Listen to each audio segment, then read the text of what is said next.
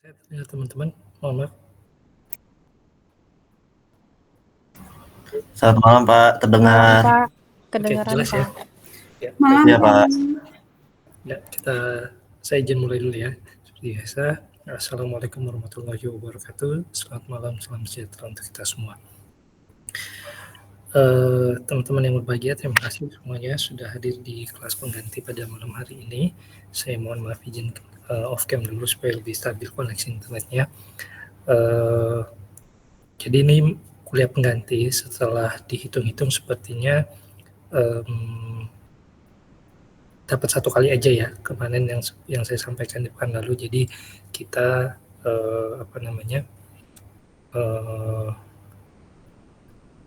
tidak bisa dapat satu kali lagi. Nah nanti penggantinya dalam bentuk tugas baca aja kali ya, tugas baca atau video tambahan nanti saya infokan lagi, tapi most likely sih tugas baca aja biar komplit nanti yang didapat sampai dengan ujian.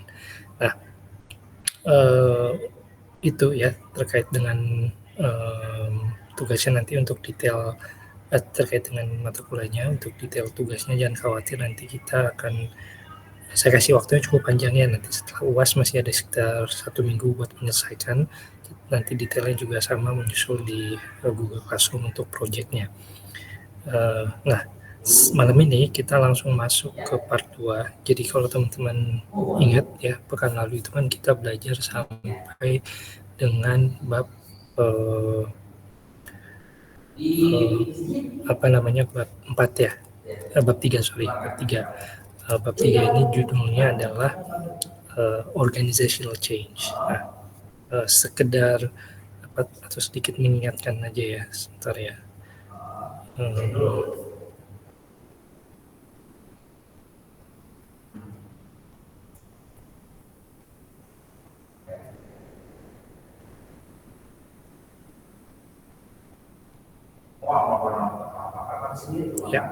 Ya, jadi sebentar saya ini dulu ya.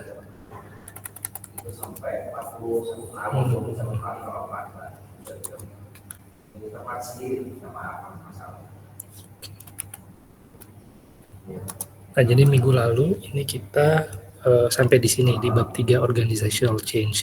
Nah, sebetulnya setelah ini tuh ada lagi kalau kita bicara part 1 teori-teori dasar change management, ini masih ada 2 bab lagi sebenarnya sebelum part 2, ada leading change dan ada change agent. Namun karena keterbatasan waktu, nanti 2 part ini saya jadikan tugas baca atau tadi ya independent learning. Bentuknya bisa video, bentuknya bisa tugas baca. Nanti saya konfirmasikan kemudian.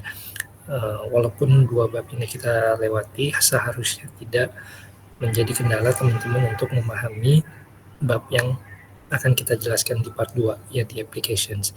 Nah, namun supaya tidak terlalu loncat ya, saya coba kasih bridging dulu sedikit ya. Jadi apa yang kita pelajari di organizational change seperti yang teman-teman lihat di gambar di sini, atau kalau kita bicara apa yang kita pelajari di bab 3 kemarin, kan kita pengen tahu sebenarnya organisasi itu kalau dia mau bekerja secara benar itu apa saja yang membuat dia bekerja dengan benar, faktor apa saja. Kemudian kalau kita bicara organizational change atau perubahan di level organisasi, apa sih frameworknya. Nah itu kan hal-hal itu yang kita bahas. Kalau teman-teman ingat, saya sempat mention juga bahwa untuk bisa memahami organisasi dengan baik, selain belajar tentang definisinya, kita juga bisa menggunakan beberapa mindset ya. Mindset yang pertama, kita bisa melihat organisasi sebagai mesin. Mindset yang kedua, kita bisa melihat organisasi seperti sistem politik. Kita bisa juga lihat organisasi sebagai suatu organisme makhluk hidup. Kita juga bisa melihat organisasi sebagai suatu arus atau juga sebagai flux and transformation. Nah, sudut pandang ini semuanya punya advantage-nya masing-masing dan bisa kita pakai tentunya di dalam melihat organisasi, karena memang organisasi ini kompleks sehingga akan lebih baik ketika kita melihat organisasi ini tidak hanya dari satu sudut pandang saja, namun kita gunakan beberapa sudut pandang sekaligus sehingga pemahaman yang kita dapat bersifat komprehensif. Ya, nah kalau mesin sederhananya organisasi adalah institusi yang dibentuk untuk men-serve tujuan yang sudah ditentukan sebelumnya. Namun ini ada yang bocor sepertinya kamera ininya apa?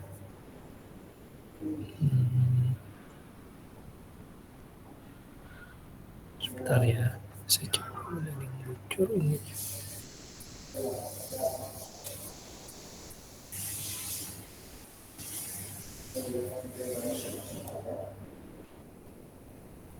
Oke, lanjut ya. Jadi artinya kalau kita melihat organisasi seperti mesin, berarti mesin tone udah tahu tujuannya buat apa. Kalau saya punya LCD, ya LCD itu nggak bisa diganti-ganti lagi ya, tujuannya memang sudah saklek seperti itu ya. Nah, ada nggak organisasi yang seperti itu? Ya ada. Ada beberapa tujuan yang membuat organisasi itu nggak bisa diubah lagi ya. Jadi itu yang menjadi identitasnya dia. Kalau kita melihat organisasi sebagai suatu sistem politik, ya berarti organisasi ini bisa punya model seperti apakah mau dibuat demokrasi atau mau dibuat otokratik atau mau dibuat anarkis sekalian. Intinya organisasi sebagai sistem politik, sistem yang di dalamnya itu ada kekuasaan dan terjadi distribusi kekuasaan. Bisa juga kita melihat organisasi seperti itu. Nah, kalau kita mengambil metafor organisasi sebagai makhluk hidup, maka makhluk hidup itu adalah sesuatu yang tidak terpisah dari apanya, lingkungannya. Nah, lingkungan ini ikut menentukan kesuksesan dari organisasi tadi. Bagaimana misalnya manusia ya, saya ingatkan teman-teman cerita tuh di awal, ada yang penugasannya jauh. Nah, sampai di lahirnya misalnya di Sumatera, penugasannya di Papua misalnya. Nah, ini contoh bagaimana kita bisa sukses di tempat yang baru sebagai seorang manusia, sebagai seorang makhluk hidup, bergantung dari kemampuan kita beradaptasi dengan lingkungan. Nah, lingkungan ini istilah yang kita pinjam dari ilmu eksak ya. Jadi ada sistem, ada environment. Nah, ketika kita melihat sistem, sebetulnya sistem ini mengacu kepada apa yang menjadi fokus atau subjek pembahasan kita, environment di luar itu semua. Nah, kalau kita bicara individu, berarti sistemnya ya orang itu, lingkungan ya berarti semuanya ya, bukan hanya lingkungan hidup saja, bukan hanya lingkungan benda mati, misalnya lingkungan tempat tinggal, bukan ya, semua yang ada di luar, termasuk bagaimana sehingga di sini bisa bermakna termasuk di dalamnya beradaptasi dengan orang lain, beradaptasi dengan sistem masyarakat yang ada di situ, ya bukan hanya beradaptasi dengan alamnya. Nah, ini kalau kita melihat organisasi sebagai makhluk hidup, ya tentu organisasi harus bisa menyesuaikan diri dengan tantangan lingkungannya, bisa berbentuk tantangan zaman, bisa berbentuk tantangan perubahan preferensi pelanggan, bisa berubah tantangan teknologi ya, disrupsi teknologi seperti sekarang ada AI dan seterusnya. Nah, ini kalau kita melihat organisasi sebagai makhluk hidup, dia akan sukses kalau dia bisa beradaptasi dengan lingkungannya. Nah, berikutnya kalau kita melihat organisasi sebagai suatu flux atau transformation, maka kita melihat bahwa organisasi ini adalah sesuatu yang senantiasa tumbuh, berkembang, segala sesuatu yang senantiasa berubah ya, mulai dari seperti kalau teman-teman anggaplah tornado ya, ilustrasi saya minggu lalu, tornado itu dimulai dari pusaran kecil, lama-lama makin atas dia pusarannya makin besar dan makin powerful lah ya untuk menghancurkan benda-benda yang ada di sekelilingnya. Kira-kira juga seperti itu organisasi sebagai flux. Dan terakhir ya, di bab ini gambar yang saya tampilkan ini adalah tentang bagaimana kita menghandle major changes. Nah, di dalam organisasi tentu sifat-sifat changes ini banyak ya. Ada yang sifatnya major, ada yang sifatnya mungkin hanya medium ya skalanya, ada yang small. Nah, Tapi karena tugas kita sekarang nanti fokusnya ke merger and acquisitions, maka kita bisa kategorikan change ini adalah change yang sifatnya major, ya, change yang sifatnya fundamental, strategik, gitu ya, sehingga perlu ya dari sudut pandang manajemen ini perlu untuk memanage transisi, perlu untuk mengelola kembali budaya organisasi, dan perlu juga mengatasi atau menciptakan lah ya politik organisasi, suasana politik organisasi yang konstruktif dan bisa menciptakan lingkungan yang kreatif, misalnya bisa juga menumbuhkan semangat untuk pengambilan risiko, membangun kepercayaan diri, dan juga item-item lain yang mendukung major change ini terjadi. Nah, di sini keterkaitan antar faktor-faktor yang saya sebutkan tadi dalam kaitannya dengan mengelola major changes ini sekali lagi dari sudut pandang manajer ya. Nah, di sini kita bisa lihat bahwa perubahan itu dimulai dari adanya tekanan baik dari dalam maupun tekanan dari luar. Nah, termasuk juga misalnya bukan hanya soal kebutuhan organisasi saja, bukan hanya soal merespon customer, perubahan itu besar juga bisa dipengaruhi oleh misalnya ya tadi performance makin turun, kemudian kepercayaan diri orang-orang juga makin turun. Nah, ini juga bisa saja mendorong ke arah perubahan yang sifatnya major. Mungkin restrukturisasi besar-besaran itu bisa saja terjadi kalau ternyata memang orang-orang itu secara masif ya bekerjanya misalnya mohon maaf ya penuh korupsi, penuh kolusi dan lain sebagainya. Nah, ini bisa saja mendorong ke arah terjadinya perubahan secara besar-besaran. Oke, nah kemudian dalam konteks tersebut ya, dalam rangka merespon tekanan dari luar dan dalam ini ya, kita perlu manage transisi. Seperti saya sampaikan sebelumnya, transisi itu ada 3 paling tidak ya. Ada ending, ada zona netral, ada new beginning. Nah, itu harus dipastikan smooth. Kemudian tadi ya, organisasi, budaya organisasi harus di matching. Karena bisa jadi kan nggak sama ya. Yang satu lebih ke budaya Eropa misalnya, cara kerjanya lebih sosialis. Yang satu lebih ke budaya Asia yang power distance-nya jauh, sehingga hormat menghormati itu lebih kental misalnya ya. Nah, itu juga perlu di adjust ya. Kemudian tadi politik kan pasti ada yang namanya turbulensi ya. Ada yang ingin menyelamatkan diri sendiri, ada yang punya jiwa patriot ya, ada yang memang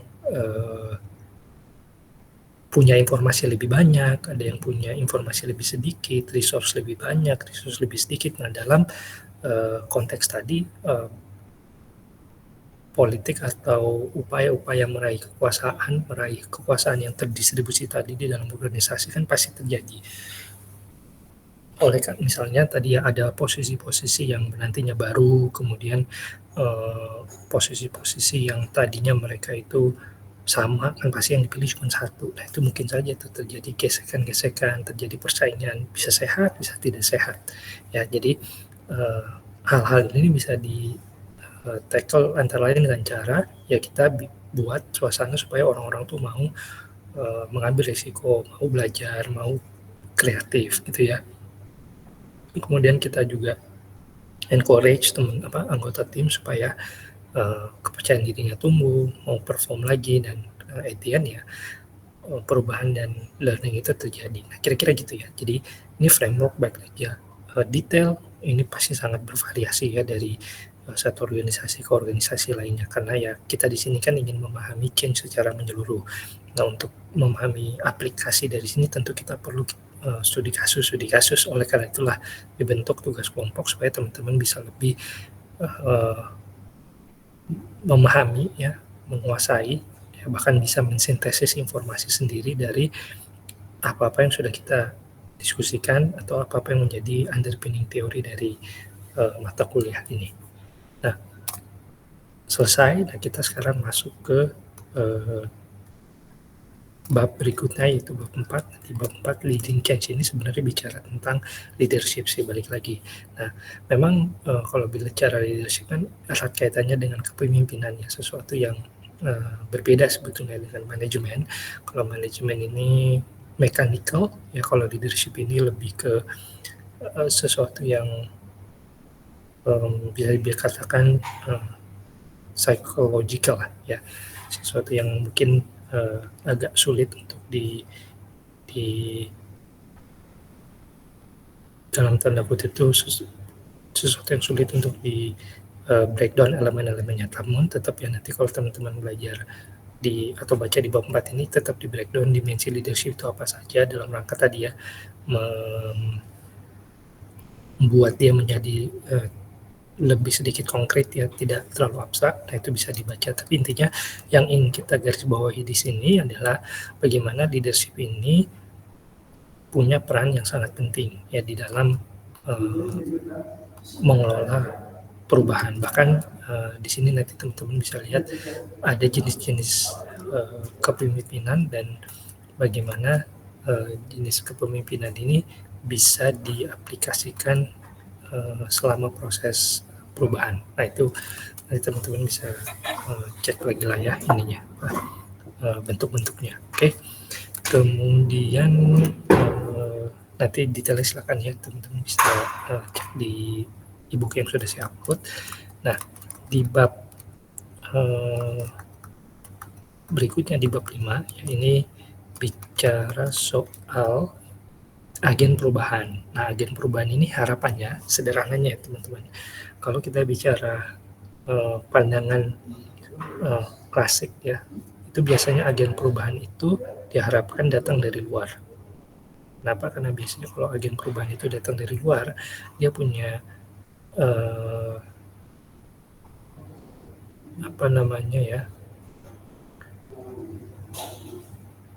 kemampuan untuk menjaga jarak ya dengan objek perubahan itu lebih baik dibandingkan kalau agen perubahan itu dari dalam. Tapi sebetulnya ini udah dibantah ya, banyak teori. Jadi kalau gambaran dulu kenapa misalnya setiap ada transformasi di perusahaan mengundang konsultan dari luar, setiap ada ini mengundang konsultan dari luar. Nah, itu sebetulnya untuk mengambil manfaat maksimal dari agent change agen perubahan yang datangnya dari eksternal. Nah, tapi sebetulnya ada teori lain yang mengatakan bahwa change agent ini seharusnya ya justru datangnya dari dalam. Itu agen perubahan ini seharusnya datang dari dalam. Nanti dua-duanya punya perbedaan yang sama seperti kita sudah singgung sebelumnya, bersifat komplement, bukan jadi jurang pemisah gitu ya. Nah, saya nggak akan bahas detail sekali lagi ya. Ini teman-teman bisa cek sendiri nanti detail change agent-nya seperti apa. Saya hanya bridging saja. Nah, selesai dengan teori-teori dasar yang membantu kita memahami proses perubahan. Nah, sekarang kita masuk ke bab yang selanjutnya, yaitu strategic change process. Pertanyaannya sekarang, tadi kita tutup dengan major changes. Nah, sekarang kita masuk ke strategic change. Strategic change mungkin teman-teman udah pernah dapat mata kuliah lain juga sebelumnya. Strategic change management, pertanyaannya sama. Itu major nggak tuh strategic change? Kalau dijawab dengan pendekatan tadi, apakah ada unsur ya, apakah ada tekanan internal atau eksternal? Pasti ya, biasanya kalau internal itu kebutuhan untuk bertahan di arena kompetisi, kemudian perubahan preferensi customer misalnya seperti itu. Nah, kita bisa ukur dari transisinya seperti apa, kita bisa lihat impact budaya organisasinya bagaimana, kita juga bisa lihat politik organisasinya seperti apa ya. Jadi nanti dari situ teman-teman bisa lihat lagi bahwa memang yang disebut strategic change ini harus bersifat major. Nah, untuk intinya ya sederhananya ya strategi ini mengacu pada perubahan yang sifatnya fundamental lah. Kalau soal periode dulu dianggap strategik kalau impact-nya itu 5 tahun ke atas. Tapi sekarang kelihatannya zaman semakin kompleks, semakin uncertain, jadi ya strategik bisa dalam hitungan bahkan ya 3 tahun, ya bahkan 1 tahun pun sudah bisa dikatakan perubahan itu strategik. Ya tergantung, balik lagi seberapa dalam lah kompetisi atau seberapa keras kompetisi yang dihadapi oleh organisasi atau seberapa hebat tekanan eksternal dan internal yang datang, sehingga perlu dilakukan perubahan yang sifatnya fundamental. Oke. Kalau kita bicara tentang strategik ya, berarti yang berubah itu karena fundamental, nanti banyak nih yang berubah ya, bisa strukturnya, bisa bentuknya ya, bentuk yang sifatnya strategik ini yang membuat organisasi berubah secara fundamental ada beberapa macam ya, bisa bentuknya struktural saja, bisa bentuknya merger and acquisition yang mana ini jadi tugasnya teman-teman, bisa perubahan budaya organisasi dan sebagainya. Nah, untuk bisa lebih memahami apa itu strategic change, nah di sini again ya, ini kita ambil dari textbook ya, bukan bikinan saya sendiri ya, jadi sudah disimplifikasikan oleh textbook yang sudah saya share dengan teman-teman. Nah, intinya apa yang bisa kita lihat dari gambar ini, di sini dia menampilkan tentang strategic change process ya, dimulai dari tadi ya, driver untuk perubahan yang datangnya bisa internal, bisa juga eksternal, ada datangnya bisa dari untuk tahu apakah ada atau tidak tekanan internal atau eksternal, apa yang bisa dilakukan ya oleh organisasi. Misalnya taruhlah kita bicara organisasi itu organisasi bisnis, apa yang bisa dilakukan untuk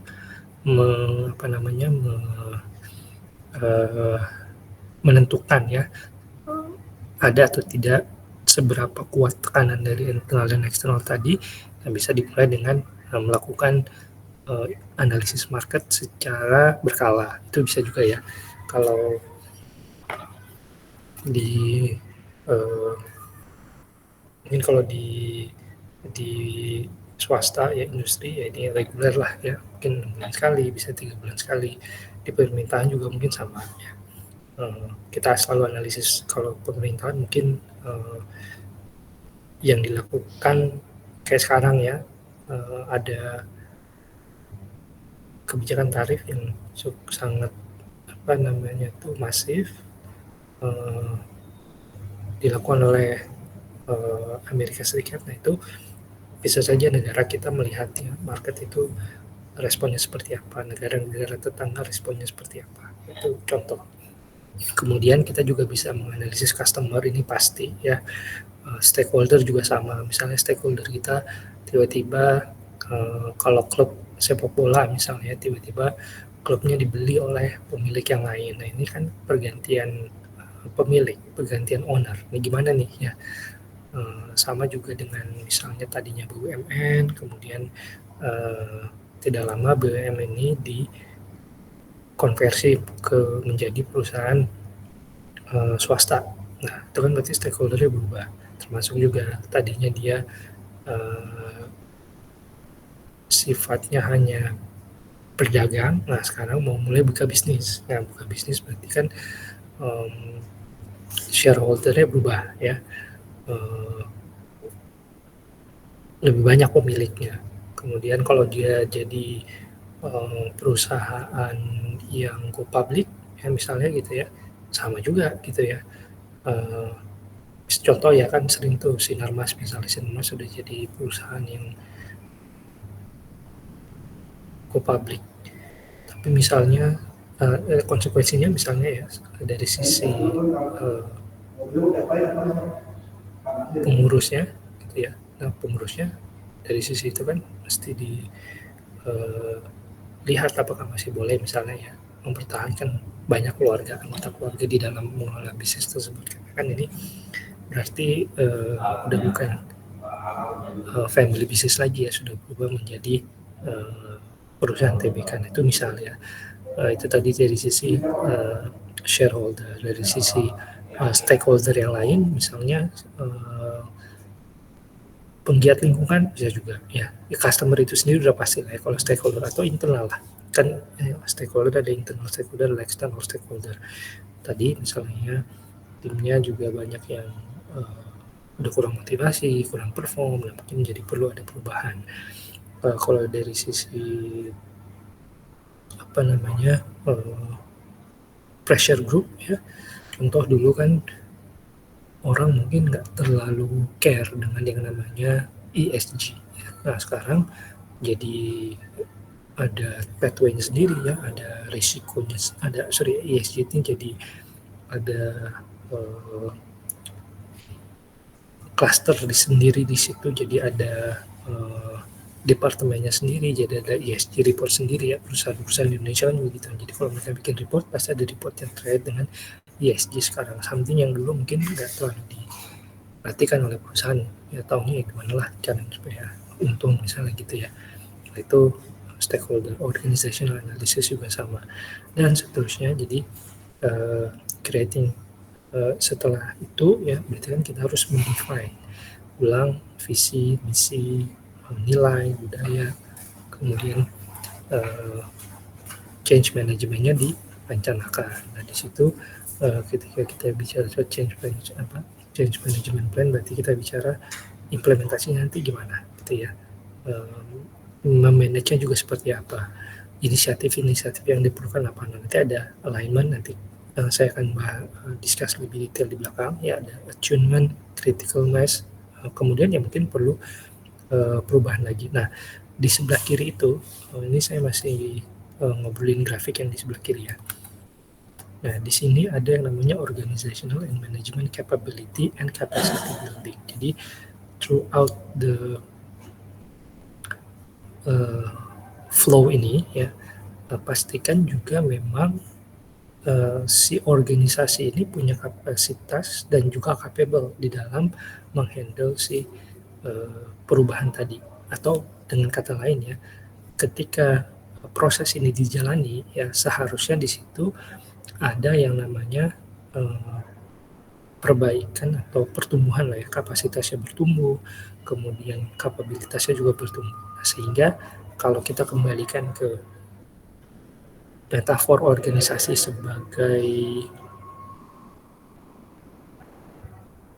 flux and transformation tadi ya, maka dia akan semakin besar lagi lingkaran tornadonya gitu ya kan, pusarannya pertama kecil, makin atas makin besar. Nah, begitu juga yang diharapkan ketika kita bicara mengenai perubahan. Ketika proses perubahan itu dilewati, seharusnya sekali lagi ya, seharusnya kapabilitas ya dan kapasitas dari organisasi itu semakin baik, semakin tumbuh, baik dari sisi manajerialnya, baik dari sisi organisasionalnya, baik dari sisi operasionalnya ya, dan fungsi-fungsi yang lainnya. Nah, ideally speaking seperti itu. Nah, kenapa itu terjadi bisa dikonfirmasi dengan diagram batang yang di sebelah kanannya. Kenapa? Karena diharapkan ketika kita melewati proses strategik, proses perubahan strategis ini, terjadi yang namanya siklus pembelajaran gitu ya. Jadi sekali lagi ini hanya akan terjadi nih ya, pengembangan kapasitas dan kapabilitas tadi kalau learning review-nya terjadi ya selama proses ini.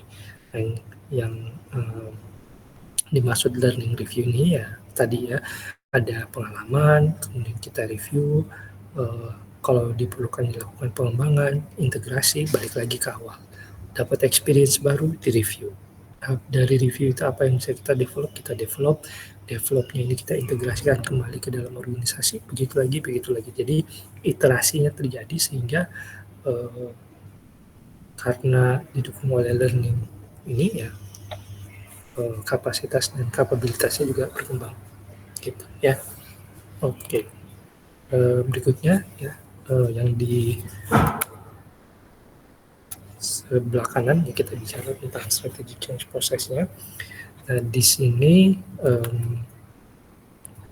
sama ya, kita mau melihat aspek-aspeknya apa. Jadi kalau yang tadi bicara soal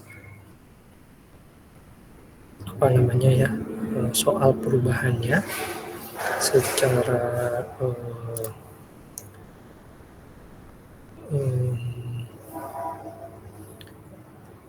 secara urut lah ya, dari atas sampai dengan bawah. Nah, kita juga bisa melihat strategic change process ini seperti kita apa ya, menyaring gitu, menyaring apa namanya tuh informasi ya. Jadi nanti dari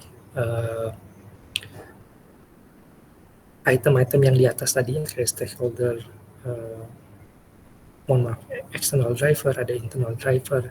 Nah ini kemudian setelah melewati saringan tadi, mereka menjadi lebih detail ya, menjadi lebih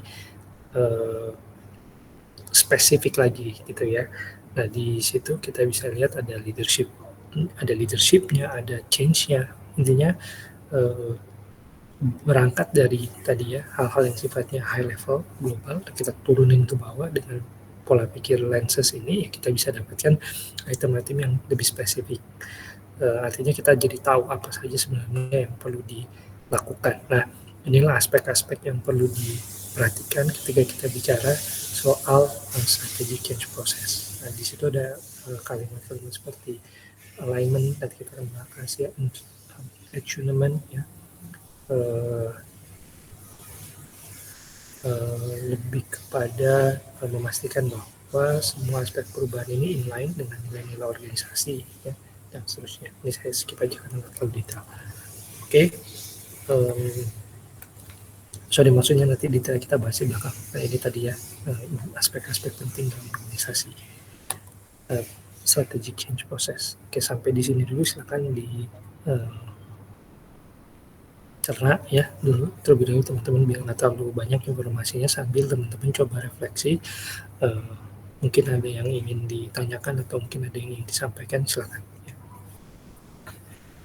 Jadi ini belum, setelah ini kita bahas bab 6 dan bab 7.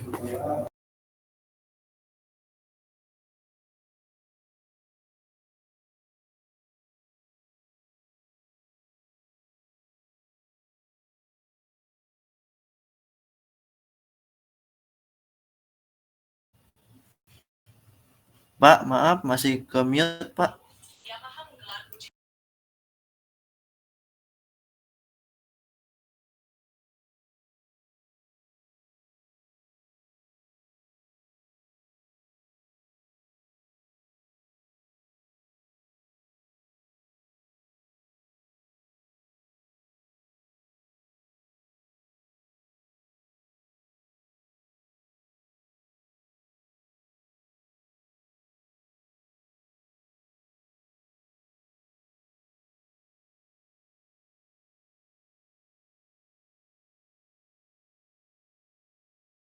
Oke, kalau belum ada kita lanjutkan ya.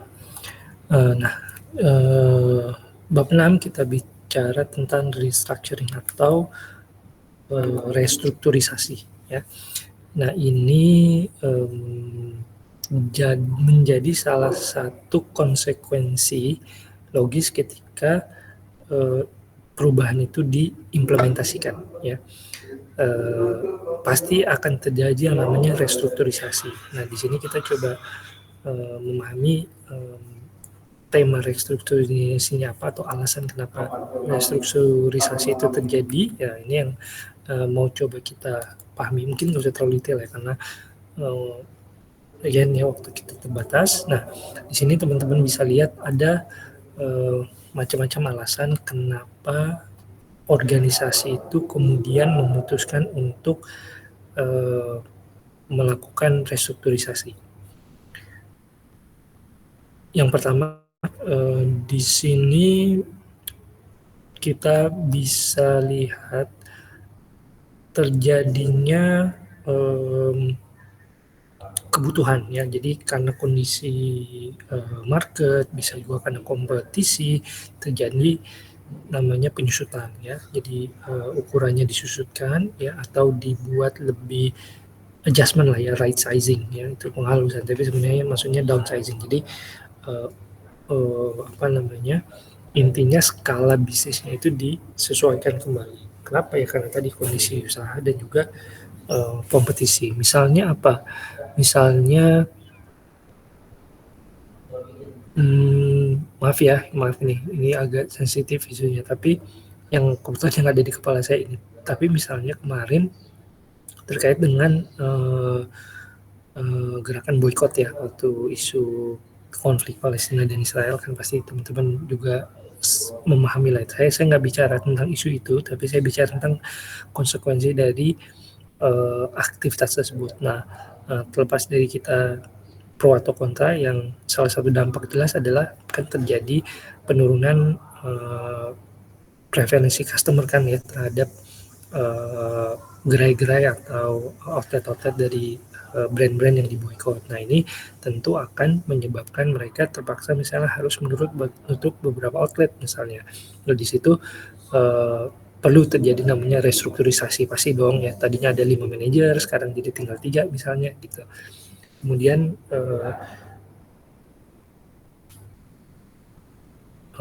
Trump gitu sekarang ya, atau kemarin saya sempat mention case-nya Hyundai, ya kan ada TKDN, kewajiban TKDN. Nah, sekarang ketika kewajiban itu dicabut oleh pemerintah dalam rangka meluluhkan lah ya hati Amerika nih supaya kita tarifnya jangan terlalu besar, ternyata ini ya, ternyata tarifnya jadi nambah tuh, jadi 47% ya, nambah 10%. Tapi intinya ketika itu dilakukan kan berarti ada hal-hal yang tadinya wajib sekarang jadi tidak wajib. Karena tidak wajib masih worth it nggak untuk dilaksanakan, karena dari sisi bisnis misalnya udah cukup sustain tanpa harus membuka pabrik di Indonesia, cukup impor aja misalnya gitu ya.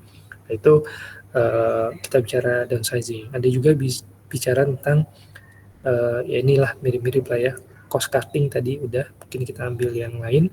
Ada juga change in operating model. Jadi tadinya misalnya masih berbasis atau Gojek lah, kita ambil contoh Gojek tuh kan lumayan deket ya, dan kita lumayan menyaksikan lah berubah. Saya pribadi ya, maksudnya kita hidup di zaman kita bisa menyaksikan bagaimana operasional dari Gojek itu berubah dari yang awalnya hanya telepon ya, kan kecil kan, mereka terima telepon di satu tempat, kemudian dihubungkan langsung ke driver Gojek ya kan. Awalnya seperti itu kan ya, bisnis model belum ada aplikasi yang mumpuni banget lah. Jadi ya sistemnya masih sama kayak Bluebird gitu. Jadi kita telepon ke Bluebird zaman dulu ya, kita telepon ke poolnya atau ke kantor office, nanti office-nya akan tanya alamat kita di mana segala macam, nanti mereka akan menghubungkan kita dengan driver yang terdekat yang ada di situ. Nah, itu sebelum ada aplikasi. Kan sekarang ketika sudah ada aplikasi ya, bisnis modelnya berubah. Lain telepon-telepon tadi mungkin udah nggak ada lagi sekarang ya, udah berganti ke CS aja, tapi yang sifatnya admission atau collecting order itu sudah tidak lagi dilakukan via manual seperti itu, tapi sudah dilakukan oleh aplikasi. Nah, itu terjadi perubahan model operasional ya. Bukan hanya karena teknologi, bisa juga operasionalnya tadinya hanya punya 5 misalnya kan laundry ya, cuman punya 1 lah ya, atau 2 mesin setrika uap. Nah, begitu omset bertambah, terjadi ekspansi bisnis, ya jadi 2 langsung lompat jadi 10 misalnya atau 15. Nah, itu kan pasti operasionalnya juga berubah. Nah, kemudian alasan efisiensi karena biaya atau alasan efektivitas karena masalah tujuan organisasi ya. Bisa juga masalah desentralisasi atau sentralisasi. Ini juga sebenarnya ada hubungannya dengan pengambilan keputusan biasanya ya, kalau desentralisasi ini apakah ingin lebih cepat atau ingin lebih efektif misalnya, biasanya ya akan termasuk efisiensi ya, akan terjadi desentralisasi atau sentralisasi. Ada merger dan akuisisi, ada ya merger nanti kita bahas terpisah, ada perubahan strategi, ada perubahan budaya, ada perubahan di level senior. Itu berasa ya kalau mungkin teman-teman yang di kerja di kementerian KL ya, kementerian dan lembaga tuh apalagi di posisi yang pengambilan kebijakan mungkin berasa ya. Ya contoh ya, again ya ini bukan bahas isu politiknya tapi kita bahas tentang konsekuensi perubahannya. Contoh kayak IKN kemarin ya, kan ketika senior manajernya masih Presiden Jokowi kan ya udah jelas tuh kelihatannya ya, tanggal sekian semua ASN atau ASN penting akan pindah di 2025 ini, sebagian besarnya udah mulai pindah ke ibu kota yang baru. Kemudian terjadi restrukturisasi anggaran, perubahan kebijakan segala macam gitu ya. Akhirnya baru kemarin kita dengar beritanya ternyata Presiden Prabowo masih belum confident ya kalau ASN itu pindah ke IKN ya di sekarang ini. Nah, makanya kemarin Menpan RRB-nya sempat komen kan begini gitu. Ya artinya masih menunggu kejelasan lagi. Kita nggak tahu kapan. Tapi itu contoh ya, perubahan kepemimpinan itu bisa juga merubah organisasi, menyebabkan adanya restrukturisasi. Misalnya Pak Basuki kan tadinya Menteri PUPR, sekarang geser jadi otorita IKN ya, jadi skupnya mungkin lebih sempit sebenarnya ya kalau menurut saya. Kalau apa, Menteri PUPR kan bisa banyak tuh ya, bukan hanya IKN tapi banyak hal, atau dia juga bisa bisa kalau tadinya misalnya ya sebagai Menteri PUPR dia mau mengoptimize resources atau dia bisa punya call tuh, oke, sekarang dari semua proyek-proyek PUPR misalnya dia bisa bilang 30% buat IKN dulu. Nah sekarang atau apa, dengan adanya pergeseran posisi tadi ya, jadi nggak bisa lagi dong dia punya apa namanya tuh kekuasaan seperti itu ya, untuk membagi kuenya seberapa besar untuk IKN, seberapa besar untuk yang bukan IKN, karena sekarang uh, wilayahnya dia ya hanya IKN yang bisa dia bagi ya IKN. Artinya kalau dia mau dapat kue IKN yang lebih besar secara anggaran, dia nggak bisa memutuskan sendiri kan, dia harus ngobrol dengan menteri, mungkin ya harus ngobrol ya menteri PUPR harus ngobrol dengan presiden dan sebagainya. Oke, nah itu uh, terkait dengan alasan restrukturisasi. Kemudian proses restrukturisasinya ya, atau gini deh ya biar nggak terlalu banyak saya ngomong juga sekarang, kita ulang lagi deh ya. Silakan teman-teman coba mungkin diskusi kecil lah ya sama kelompoknya sebentar aja, karena nih bab kita juga nggak terlalu banyak dan kayaknya ada waktu sedikit aja. Cepet-cepet aja mungkin coba dicek dengan grupnya masing-masing, kan udah dapet tuh apa namanya perusahaannya. Nah coba diskusikan dengan kelompoknya, benar nggak akan terjadi restrukturisasi ya di terkait dengan change yang mau dibahas untuk si perusahaan itu. Nah kemudian kalau memang terjadi restrukturisasi, ya ini luas ya maknanya, bukan hanya restrukturisasi orang tapi ya struktur, banyak struktur di dalam perusahaannya itu geser, berubah ya. Ini alasannya mana nih yang lebih dekat gitu, karena nomor satu, nomor dua, atau bisa beberapa ya. Coba ya, ini kan trigger aja, nanti istilah lebih teknisnya apa ya, mungkin teman-teman yang bisa jawab ya. Silakan ya, mungkin sekitar 3 menit lah diskusi dengan kelompoknya.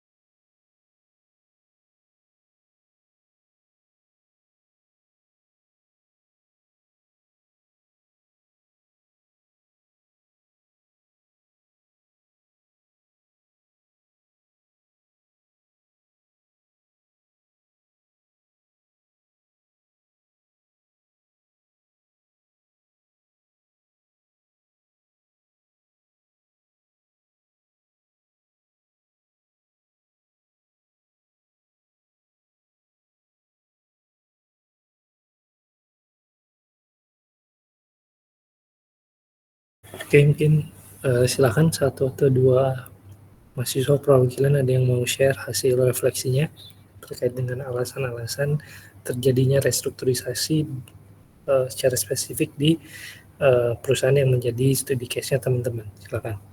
Ada yang mau share mungkin? Selamat malam Pak, kelompok 10 Pak.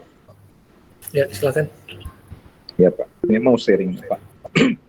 Kita tadi sudah mendengar itu Pak, untuk restrukturisasi Pak, restructuring itu. Jadi kalau saya mendengar tadi dari poin-poin yang ada Bapak sajikan itu sangat rumit sekali Pak ya, untuk pelaksanaan kegiatan restructuring ini kalau kita lihat Pak. Karena ini menyangkut dengan recovery management kira-kira Pak ya. Masalah-masalah yang ada di ya karena suatu perusahaan gagal gitulah Pak ya, sehingga dilakukan restructuring ini Pak ya. Itu saya lihat Pak tadi dari situ. Menjadi pertanyaan saya Pak itu, apa saja Pak kegiatan itu kira-kira Pak yang harus dilakukan untuk mengembalikan supaya sehat kembali Pak perusahaan, atau dan disiplin ilmu apa saja Pak yang harus dilibatkan dalam hal restructuring Pak? Oke. Itu kira-kira Pak, karena kalau saya lihat tadi Bapak jelaskan itu dan saya ikutin, itu kan pemulihan suatu perusahaan yang sudah rusak ini Pak, sehingga dilakukan recovery dengan istilah restructuring, kira-kira begitu Pak. Baik Pak, jadi perlu ini kan dulu Pak, biar kita lebih paham lagi. Terima kasih Bapak, selamat malam. Ya, dari kelompok. Ya. Ini ya Berizi Tompul ya. Iya Pak, iya Pak. Ya, terima kasih. Ini lebih ke ini berarti ya sebetulnya pertanyaan ya, bukan jadinya ya pertanyaan jadinya. It's okay, nggak apa-apa. Jadi saya langsung jawab aja dulu. Mungkin sebelumnya disclaimer ya, mungkin tadi kayaknya misleading ya contoh yang saya sampaikan terkait dengan restrukturisasi ini. Jadi saya coba restate lagi. Yang ingin kita mention di sini adalah bahwa kalau kita bicara tentang perubahan yang bersifat strategis, maka pastikan perubahan ini bersifat major gitu ya. Nah, artinya perubahan yang mau kita handle ini punya dampak yang signifikan. Bisa terkait dengan organisasinya, bisa terkait dengan stakeholder dari si organisasi tersebut. Nah, pertanyaannya sekarang, major tidak major ini mengukurnya bagaimana gitu ya. Nah, makanya tadi kita sebut ada yang namanya driver yang datang dari luar, ada yang namanya driver yang datangnya dari dalam organisasi. Nah, apakah yang disebut major itu selalu yang memang datangnya dari luar? Tidak juga gitu ya, poinnya itu. Bisa juga datangnya dari dalam gitu ya. Misalnya bagaimana kondisi yang memerlukan major change kalau dia datangnya internal. Nah,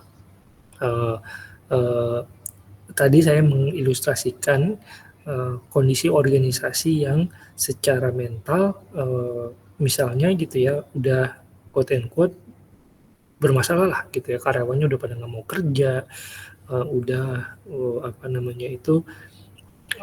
misalnya budaya jelek-jeleknya banyak, korupsi dan sebagainya itu, nah bisa juga men-trigger untuk terjadinya perubahan yang sifatnya major tadi ya, fundamental ya, karena major ini tadi ya mengukurnya itu tidak harus dilihat dari pressure-nya datang dari mana ya, tapi kita harus melihat perubahan itu terjadinya di level apa, hanya individu 1-2 orang atau hanya sifatnya tuh tim saja kecil, atau sifatnya organisasi secara keseluruhan.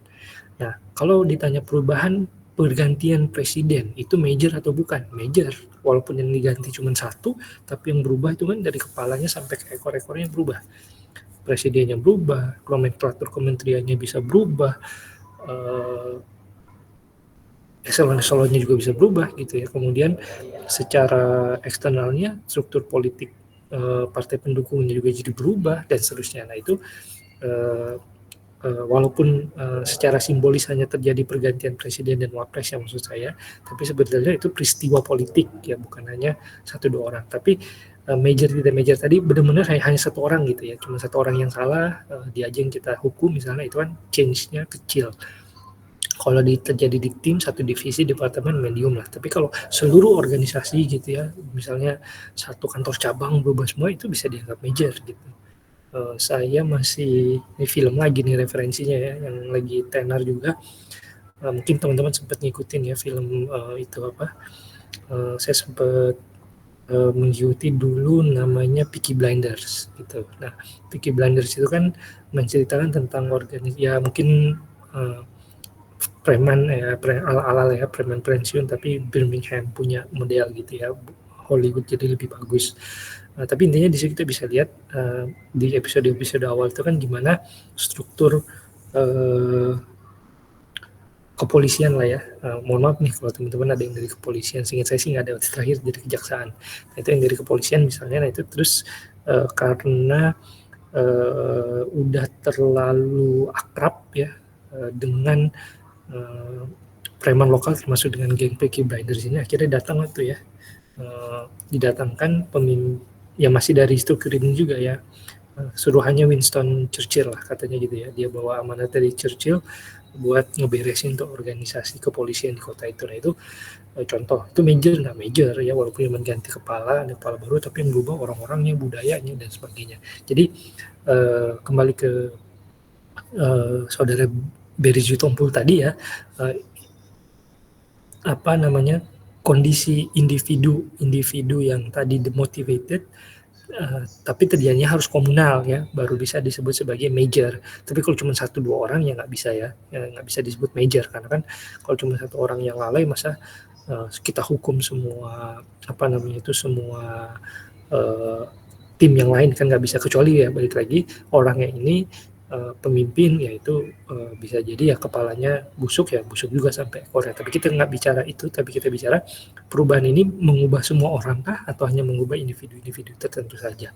Nah itu skop pembahasannya. Jadi restrukturisasi yang kita bicarakan di sini adalah restrukturisasi dalam rangka terjadinya proses perubahan yang sifatnya strategik gitu ya. Artinya tadi strategik karena memang dia membuat organisasi ini berubah secara signifikan, yang berubah mulai dari individunya, timnya, ya termasuk organisasi keseluruhannya, kepemimpinannya, itu berubah semua. Nah itu yang kita maksud dengan major atau strategic change tadi. Nah restrukturisasi kalau kita bicara misalnya hanya individu, mungkin tidak perlu terjadi ya kalau perubahannya tadi ya, ada yang tindakan ada 1-2 karyawan misalnya malas-malasan, sering datang terlambat, ya udah kita hukum misalnya gitu ya, kita mutasi misalnya, itu kecil lah ya, nggak ya boleh lah restrukturisasi, kan itu skopnya kecil. Nah kita bicara restrukturisasi ini benar-benar tadi sampai budayanya berubah. Nah gitu kira-kira ya Pak Barry Jutompul. Jadi saya klarifikasi, bukan hanya bicara organisasi rusak saja, tapi ya tadi itu hanya salah satu contoh bahwa bisa juga perubahan itu terjadi kalau datangnya memang ada tekanan internal. Internal tidak mesti kondisi karyawan yang bermasalah ya, bisa banyak hal.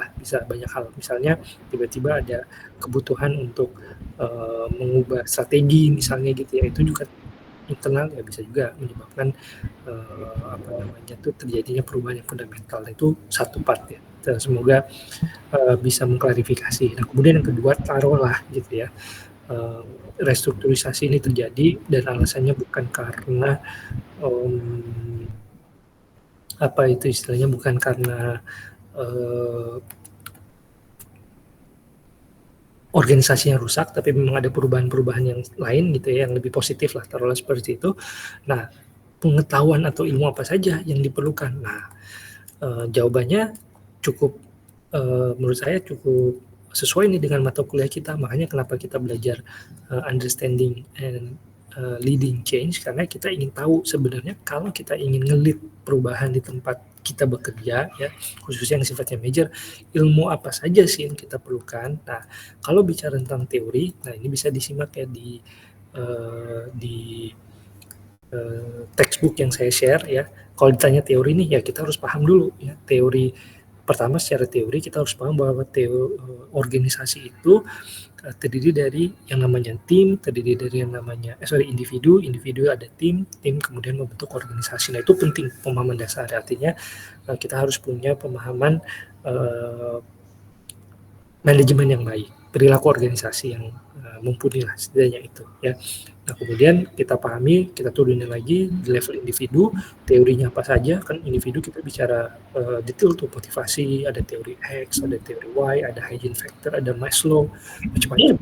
Kita bicara individual change. Di team change kita udah bicara ada teori yang membedakan antara tim itu ada development yang kita bicara terakhir, Tuckman punya model macam-macam. Kemudian kita bicara organizational change. Organisasi ini secara teori mau dilihat dengan metafor apa? Tadi saya sudah sampaikan. Kemudian kita juga bisa lihat teori-teori apa saja yang lazim dipakai kalau kita mau melakukan organizational change. Waktu itu kalau teman-teman masih bisa recall kan saya sempat tampilkan ini ya. Nah ini ya, jadi teori Lewin, teori Bullock and Batten, Kotter dan seterusnya ini kan teori-teori semua nih, ngambilnya dari buku atau jurnal. Itu matchingnya dengan metafor yang mana. Nah itu contoh. Jadi kalau ditanya teori-teori apa, at least teori-teori yang ada di textbook tadi ya. Satu buku itulah, itu kita minimal kita pelajari karena cukup merangkum. Tetapi ya tentu kenapa ada alasan ya teman-teman, ada alasan kenapa ini menjadi satu mata kuliah manajemen dan mungkin diajarnya tidak di awal ya, dengan asumsi teman-teman udah punya pengetahuan yang cukup. Makanya kemarin di awal waktu kita mulai mata kuliah ini kan saya mention tuh apakah sudah belajar tentang manajemen operasional, apakah sudah belajar tentang manajemen sumber daya manusia, apakah sudah belajar tentang manajemen keuangan, apakah sudah belajar tentang dasar-dasar manajemen ya, apakah sudah belajar tentang perilaku organisasi, karena ada ilmu-ilmu prasyarat sebetulnya yang kita perlu ketahui untuk bisa memahami change management dengan nyaman ya, karena kalau tiba-tiba langsung belajar change management, nggak ada background ekonomi, nggak ada background bisnis, manajemen sama sekali, menurut saya mungkin susah juga ya untuk bisa tune in dengan pembahasannya ya, walaupun sekali lagi ilmu itu kan bisa datang dari pengalaman, bisa datang dari formal, informal ya dan seterusnya. Mungkin ada orang yang nggak pernah kuliah MBA sama sekali, nggak pernah kuliah SE sama sekali, tapi ya dia bisa aja leading change, itu juga boleh. Tapi berapa kan ya probabilitas kita bisa dapat orang seperti itu? By default ya kita yakin bahwa kalau orang itu belajar dulu, harapannya tindak tanduknya dalam mengelola perubahan, kemudian action-actionnya itu bisa lebih terukur, bisa lebih terarah, sehingga efektivitas dan efisiensinya lebih mudah tercapai. Ya, kira-kira gitu sih ya Pak Birezi Tompul, yang dua item yang saya tangkap itu tadi, soal masalah contoh dan yang kedua ilmu apa saja yang diperlukan. Nah, apakah menjawab ya? Silakan saya kembalikan, ada tanggapan, silakan Pak. Ya, terima kasih Bapak, sudah sangat detail tadi. Jadi oke Pak, saya terlalu maju tadi Pak. Saya pikir tadi kita sudah merombak suatu struktur organisasi dalam satu company, ternyata jadi memang ini Pak, saya kan ikut-ikutin ini ya akhir-akhir belakangan ini, seperti Bapak juga tadi cerita bagaimana seorang menteri PUPR itu kok bisa hanya memegang satu zona saja ya. Jadi diperkecil dia punya wawasan itu Pak, dari seorang menteri hanya mengendalikan suatu pulau dia Pak gitu. Oke. Ini jadi kalau saya lihat di sini Pak, ya memang ini yang disebut dengan akhirnya yang salah istilah oknum ini Pak ya. Jadi kalau salah suatu organisasi akhirnya disebut oknum, individu kan gitu kira-kira Pak. Nah, ini selalu yang begitu. Di aparat manapun kepolisian disebut itu oknum, kan selalu begitu Pak. Iya. Ya memang ternyata itu yang saya rupanya yang Bapak maksud tadi di situ Pak ya. Jadi skop kecilnya Pak di situ. Kenapa jadi rusak organisasi? Karena ada oknum kan begitu Pak. Harusnya kan dilakukan suatu audit Pak ya. Apakah dia SDM-nya, apakah di itu tadi perilaku gitu Pak ya.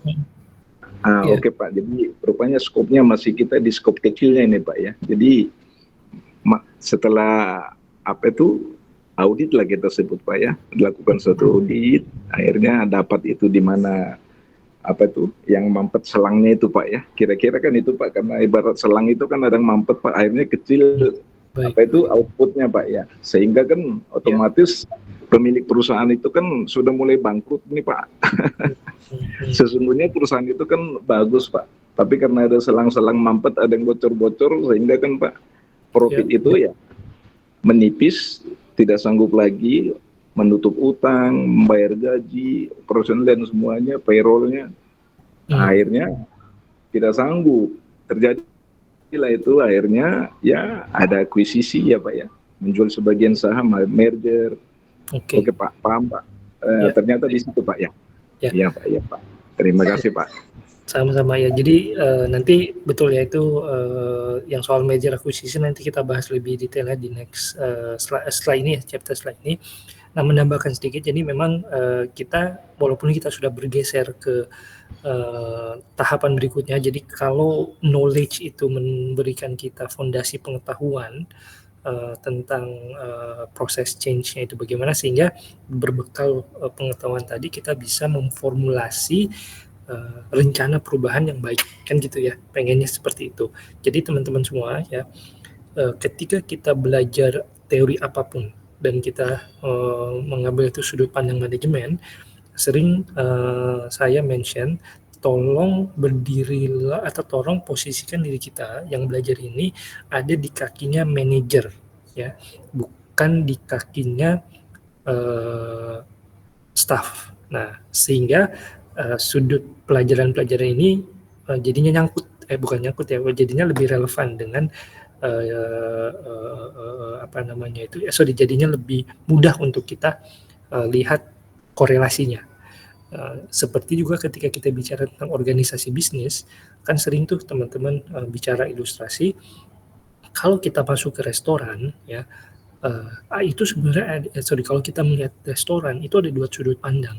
Anda mau melihat restoran itu di luar pintu masuk ya, menghadap ke pintu masuk, berarti Anda adalah seorang customer ya, atau Anda di dalam sama-sama menghadap pintu masuk nih. Tapi ketika Anda berdiri di dalam menghadap pintu masuk, berarti posisi kita sebagai apa? Sebagai pengelola bisnis itu. Kalau di luar menghadap pintu masuk sebagai orang yang akan masuk, kan pola pandangnya customer. Nah, ketika kita belajar teori-teori manajemen, harapan kita adalah kita bisa melihat bisnis proses itu bukan hanya dari sudut pandang kalau gue jadi customer enaknya gimana ya, tapi kita juga harus memandang kalau gue jadi manajer ngelolanya gimana gitu. Nah, termasuk ketika misalnya kita bicara change management, jangan hanya memikirkan gue staff atau saya staff. Kalau saya staff ada perubahan, gue mesti ngapain? Nah kan dengan teori ini, body gue lebih lincah nih berselancarnya. Oke, itu one thing. Tapi coba juga posisikan kalau saya jadi manajer di perusahaan yang harus melakukan merger dan akuisisi, atau saya harus melakukan perubahan seperti ini, apa yang perlu saya lakukan? Nah, kalau memang kita serius dengan karir kita, saya yakin teman-teman suatu saat pasti akan sampai pada tahap atau di level manajerial, di mana perlu melakukan pengambilan keputusan-keputusan yang sifatnya change, sifatnya terjadi perubahan. Nah, bukan tidak mungkin di saat itu salah satu pelajaran yang paling teman-teman ingat mungkin adalah ya teori-teori di change management yang kita pelajari. Nah, termasuk saya sendiri ya, saya ada di tim strategik, pernah juga atau sedang juga mengapalai tim strategik di tempat yang lain, berbicara tentang transformasi. Bisa dikatakan dari semua mata kuliah MBA saya, dari semua mata kuliah sarjana ekonomi saya, mungkin yang paling nyangkut ya ini akhirnya change management. Dan dengan izin Allah ya, Tuhan saya ngajar ini gitu ya, karena relevan dengan apa-apa yang saya kerjakan selama ini. Nah, kira-kira seperti itu ya. Jadi saat ini memang kalau dipaksakan mungkin jadinya wah ini nggak ada manfaatnya nih buat saya nih belajar change management. Tapi makanya kita coba ubah mindsetnya tadi. Suatu saat ilmu tentang bisnis, belum jadi businessman nggak apa-apa, tapi suatu saat ya posisikan kalau suatu saat kita jadi businessman, what to do. Nah, ketika kita harus melakukan sesuatu ya, orang hanya bisa menjawab what to do itu kalau dia punya knowledge, nah fondasi pengetahuan. Nah, inilah harapannya mata kuliah change management ini bisa memberikan kerangka berpikir, teori-teori dasar, sehingga saatnya nanti mungkin teman-teman tidak langsung tahu apa yang harus, tidak langsung tahu ya what to do-nya, tetapi setidaknya menemukan what to do-nya teman-teman tahu. Oh, mungkin mulai dulu dari baca buku saya lagi, mulai dulu dari buka slide-slide kita kelas ini, nanti baru tuh sedikit terurai. Nah, seperti yang saya lakukan juga ya, kalau saya udah lupa teorinya, saya buka lagi ya, misalnya memimpin tim transformasi, apa aja yang mesti dilakukan ya, saya juga buka buku lagi, buka textbook lagi, karena beberapa item mungkin benang merahnya lebih dapat gitu ya. Dan, kita punya pengalaman yang sifatnya seperti cuplikan-cuplikan cerita. Nah, kita sambung dengan teori, ketemu deh itu benang merahnya gitu ya, peristiwa-peristiwa yang terpisah tadi ketemu benang merahnya, ujungnya jadi aha moment gitu. Oh, ternyata begini ya. Sering itu terjadi ya, bukan hanya saya aja ya, teman-teman saya yakin juga kan, ketika kita banyak ilmu seperti kita majority kita yang ada di sini kan pekerja ya, jadi banyak ilmu kita itu kita dapat dari pengalaman.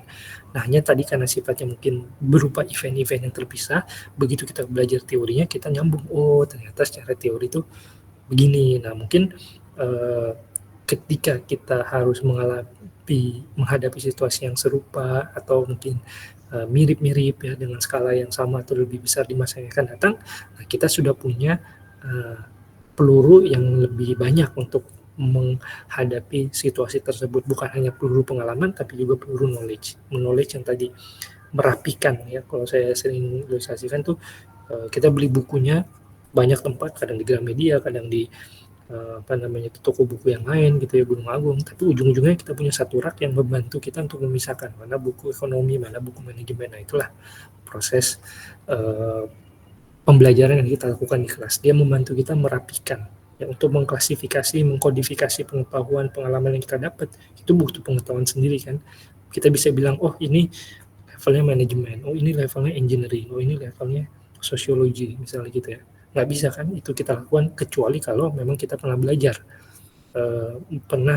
tahu sebelumnya gitu ya, bahwa sosiologi itu ini, bisnis itu ini, manajemen itu ini, fisik, sehingga kita bisa melakukan klasifikasi tadi.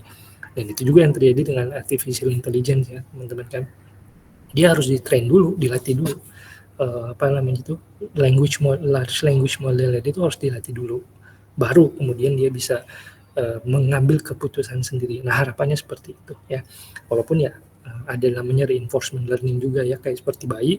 Pertama kita belajar dulu, jadi akhirnya jadi tahu, oh kalau ini panas, kalau naik ke sini jatuh sakit ya, bisa juga learning by doing, itu boleh juga. Nah, tapi semakin kita dewasa, kita berharap bahwa belajar yang sifatnya sporadis tadi bisa dikurangi. Nah, kita mencoba untuk belajar sesuatu secara lebih terukur, lebih terarah. Nah, itulah yang kita lakukan dengan mengenyam pendidikan di bangku kuliah ya. Jadi membentuk mindset dengan pola-pola yang lebih terukur, lebih terarah. Oke, sorry, jadi melenceng sedikit. Nah, kita lanjut dulu ya teman-teman. Jadi restrukturisasi seperti tadi. Nah,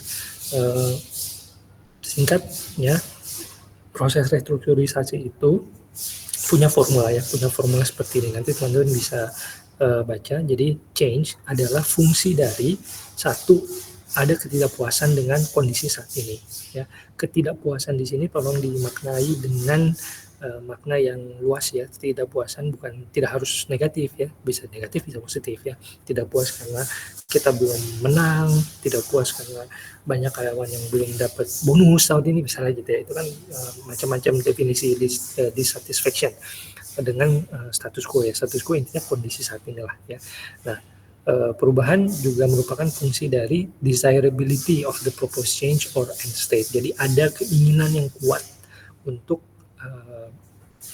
berubah ya, ada keinginan tadi. Jadi ada level ketidakpuasan dengan kondisi saat ini dikalikan dengan keinginan yang kuat untuk berubah, dan satu lagi practicality of the change. Jadi si change yang dipropose itu memang secara praktikal risikonya minimal dan juga disrupsinya misalnya minimal. Nah, ketika fungsi ini lebih besar daripada cost untuk berubah, jadi itu barang. Nah, gitu kira-kira ya. Ini sebenarnya lagi-lagi framework, dibuat formula supaya lebih kelihatan, lebih mudah aja kita membacanya. Ini namanya change formula. Jadi change adalah fungsi dari level of dissatisfaction, desirability, sama practicality terhadap cost atau biaya yang dibutuhkan. Kalau costnya ini ternyata lebih kecil dari 3 item tadi, maka terwujudlah perubahan itu. Sebaliknya ya, kalau lebih besar biayanya tapi ketidakpuasannya ya tidak puas aja,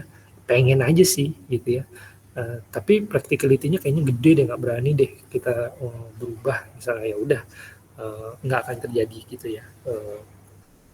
Perubahan itu biasanya tidak terjadi. Nah, untuk approach terhadap restrukturisasinya ada macam-macam ya, mulai dari yang sifatnya strategik ya dari atas ya, kita ini biasa lah ya, namanya restrukturisasi pasti kita mulai dari yang paling atas dulu ya, dari yang sifatnya generik sampai yang paling bawah nanti yang paling lebih spesifik ya. Jadi strategic review, alasannya apa, tadi kita udah belajar, faktor-faktor yang mendukung suksesnya apa, kita desain, kita assess risk-nya, kita kemudian belajar dari project sebelumnya dan seterusnya. Ini detailnya saya skip dulu aja. Kemudian bicara tentang restrukturisasi kan berarti kita bicara organisasinya mau dibentuk seperti apa. Tim kita udah belajar ya, tim ada matrix, ada teamwork, ada inovatif dan kreatif tim dan sebagainya. Nah, organisasi juga sama, ada strukturnya, ada di sifat entrepreneurial, ada functional, ada divisional, ada matrix, ada dynamic. Ini juga punya fitur, punya situasi. Ini saya potong, ada advantages-nya juga sebenarnya dan ada limitation-nya masing-masing. Nah, silakan nanti mau ke arah yang mana ketika restrukturisasi terjadi. Nah, ketika misalnya kita bicara tentang individual, balik lagi ya, kita bicara major change, maka tidak mungkin perubahan itu terjadi tanpa melibatkan individu ya, karena kita bicara major. Masa payung organisasinya berubah tapi tim atau individu di dalamnya nggak ikut berubah, itu nonsens lah ya, tidak mungkin itu menghasilkan perubahan yang diinginkan. Jadi kalau mau berubah organisasinya, bukan hanya ganti visi misi segala macam, orang-orang di dalamnya juga harus ikut menjiwai dan melaksanakan perubahan itu. Nah, in the case di mana individu ini memang pada akhirnya jadi redundant gitu ya, tidak terpakai kah, atau mungkin jadi nggak relevan dan lain sebagainya, bisa kita lakukan pendekatan-pendekatan ya,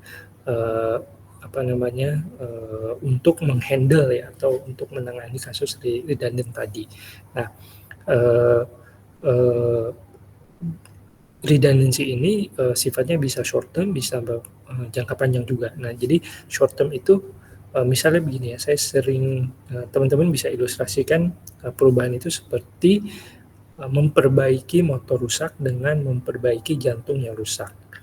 Nah, kalau kita bicara mobilnya rusak kena banjir, kita matiin mobilnya, mesinnya kita matiin, turun mesin segala macam semuanya. Nah, itu komponen-komponen itu redundannya bisa lama tuh ya. Karena ya tadi dia nggak ketika proses perubahan itu terjadi, perbaikan itu terjadi, mereka nggak harus kerja dulu gitu ya. Ya bisa artinya nggak berfungsi dulu lah, setir nggak berfungsi, elektronik nggak berfungsi, segala macam, bodi juga nggak kepakai ya. Tapi kalau kita bicara memperbaiki jantung ya, operasi jantung seseorang ya, open heart surgery disebutnya kan gitu. Karena ketika dilakukan open heart surgery ini, pada saat yang bersamaan si jantung harus tetap menjalankan fungsi utamanya, memompa darah ke bagian tubuh yang lain, itu nggak boleh stop. Karena bagian-bagian tubuh yang lain juga harus tetap menjalankan misalnya proses metabolisme, yang mana energinya dikembalikan lagi ke darah gitu kan, memacu jantung juga untuk bekerja. Nah, jadi di situ redundancy-nya mungkin ketika change itu terjadi, ketika operasi itu terjadi, bisa dikatakan mungkin mata ya tidur, tapi secara umum tidak, komponen-komponen organ tubuh yang lain ya tidak redundant jatuhnya, karena mereka tetap bekerja walaupun tidak semaksimal seperti biasanya. Nah, ini yang kita kenal dengan istilah redundancy. Intinya ketika proses perubahan itu terjadi kan, sudah saya sampaikan sebelumnya, ada end, proses yang lama harus punya akhir, antara proses yang lama dengan proses yang baru harus ada yang namanya neutral zone. Nah, proses ya terlepas dari seberapa lama atau seberapa panjang neutral zone itu dari sisi periode, tapi intinya ada neutral zone di mana redundancy ini sangat mungkin terjadi ya, karena ada orang-orang yang jadinya nggak tahu mesti ngapain misalnya ya, karena kan kerjanya dia belum dapet ya. Contoh aja kan, banyak, ini saya kasih contoh di bidang pendidikan kan, banyak profesor yang mungkin harusnya, atau beasiswa kemarin ya kan banyak tuh akhirnya jadi nggak jelas. Beberapa tuh misalnya mau lanjut atau enggak nih, karena udah ganti presiden, ganti kebijakan misalnya gitu, jadinya redundant kan, nggak terlalu bisa berfungsi dulu. Profesor sudah parkir apa, atau mungkin yang tadinya mau naik level ya ke pegawainya di kantor udah ngantri nih, masuk tiba-tiba kebijakan pemerintah, misalnya tiba-tiba moratorium misalnya gitu, langsung tuh kan jadi terjadi perubahan redundant ya, orang-orangnya udah pada siap. Kayak kemarin ya sempat dibilang yang keterima CPNS tahun ini nanti kerjanya baru diangkatnya 2002, sorry, mulai kerjanya 2025 akhir kan gitu. Nah sekarang ngapain dia balik ke kantor lama kan bisa, tapi kan ya syukurnya udah dicabut lah ya, jadi udah pada bisa balik lagi kerja secepatnya. Nah itu contohnya, jadi ada potensi redundant orang-orang ini. Nah pastikan redundancy ini kita minimize ya dengan memahami prosesnya ya. Tadi ini di level individu ini akan sangat mungkin terjadi, karena kalau tidak di manage ya bisa mengganggu orang, kelamaan nggak dipakai skillnya, nganggur ya, kelamaan nggak olahraga misalnya gitu ya akhirnya kaku ya pas harus mulai bekerja lagi misalnya seperti itu ya. Dengan pengertian yang luas ya, bukan hanya badannya kaku, mungkin mentalnya udah nyaman lagi karena libur kelamaan. Kayak kemarin kita libur lebaran lama kan, balik kantor juga perlu effortnya ya, nggak langsung setel lah misalnya gitu.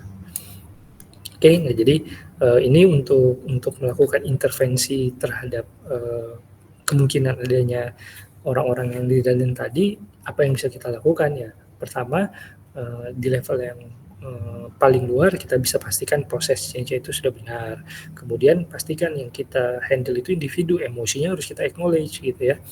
Jangan sampai kita karena merasa sudah jadi pimpinan, leader yang bodo amat gitu ya. Kode pimpinan di sini, lu mau happy mau enggak ikut bodo amat dengan emotion. Walaupun in certain point manager itu must be able to separate facts from emotions gitu ya. Yang menarik menurut saya misalnya contoh ya, saya memang bukan agama Katolik, tapi saya tertarik dengan proses konklave-nya pergantian paus misalnya gitu ya. Mungkin di situ pastilah ada emosi kan, feeling bahwa orang yang kita cintai, orang yang kita sayangi selama ini membimbing kita udah pergi meninggalkan kita. Nah tapi kan kardinal-kardinal yang lain nggak bisa terlampau larut dalam peristiwa tadi kan, mereka harus lihat faktanya apa ya. Faktanya kita harus segera mengambil atau menentukan pemimpin yang baru misalnya. Nah itu tadi, to separate fact from emotion, itu ada sesinya, tapi ya bukan berarti emotion ini harus dieliminasi sama sekali, nggak bisa ya. Kita bicara organisasi yang isinya manusia, ada elemen jasad, ada elemen rohani juga di situ ya. Oke, berikutnya jangan lupa juga kita lihat fokus ke masa depan ya. Jadi kan tadi Pen pasti bicara tentang apa yang bisa kita capai di masa depan, kemudian artinya orang bisa dimotivasi nih kalau nanti berubah gini loh ya, akan jadi seperti ini ya. Dan yang terakhir ya jangan lupa untuk juga orang itu dikasih pemahaman tentang perubahan. Nanti ada sedikit detail di belakang tentang ini. Oke, nah tadi bicara tentang individu. Nah pasti juga kalau kita bicara change, ada masalah juga yang mungkin dihadapi secara tim kalau dalam rangka restrukturisasi tadi ya. Seperti inilah tadi ini sudah saya list gitu ya, ada manajer baru, ada individu yang kehilangan pekerjaan dan sebagainya. Nah ini juga isu-isu yang harus bisa kita tackle, nggak bisa ditaruh di bawah karpet ini isu-isu kayak begini ya. Jadi buat teman-teman yang mungkin pernah terlibat atau sedang terlibat dalam proses strategic change di kantor atau di perusahaannya masing-masing, saya yakin banget ya, mau dibilang atau enggak ya, kita secara natural akan harus memikirkan ini. Kita harus mikirin orang yang nantinya menjabat posisi baru, apakah dia akan diterima gitu ya, apakah akan ada resistensi atau tidak, orang yang nanti kehilangan pekerjaan karena mungkin usianya udah terlalu tua, nggak bisa cope dengan change management, harus diapakan orang-orang ini. Nah itu kan segala sesuatu yang kita perlu pikirkan juga gitu ya. Nah di sini ada satu teori yang bisa kita pakai ya.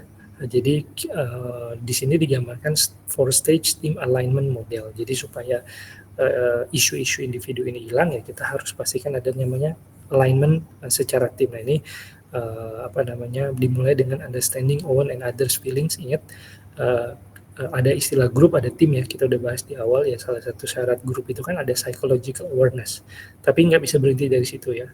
Supaya jadi tim ya kita harus punya interdependensi dengan anggota yang lain gitu. Jadi ya tapi mulai dulu tadi ya, psychological awareness-nya kita tingkatkan, emosinya kita buat lebih cerdas, pahamin ya teman-teman kita yang mungkin nanti kehilangan pekerjaan kayak gimana, orang yang berubah ini di sekeliling kita masih ada Kubler-Ross kan ya, grafik itu udah masih denial kah atau udah tahap acceptance kah dan sebagainya. Terus ya nanti sampai dengan usaha-usaha untuk mencerdaskan orang tersebut dengan mengklarifikasi, kemudian ya ujung-ujungnya bisa berfungsi dengan efektif.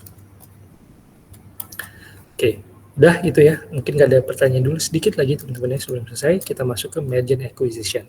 Nanti detailnya tolong teman-teman baca di buku ya, itu detail-detail teorinya apa saja, detail teori ini karena sedikit banyak akan sangat membantu buat mengerjakan tugas akhir di samping playbook dan beberapa PDF yang udah saya upload juga di Google Classroom.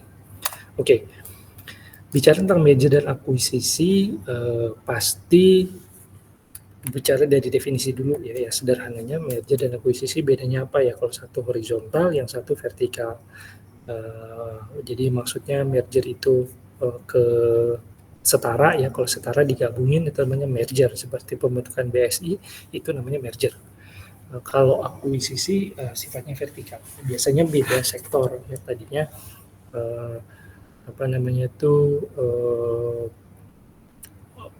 satu bicara tentang bahan bakunya, satu bicara tentang produksi pabriknya. Nah, di akuisisi ya mulai dari bahan baku sampai dengan produksi jadi di bawah satu perusahaan. Itu bisa juga ya.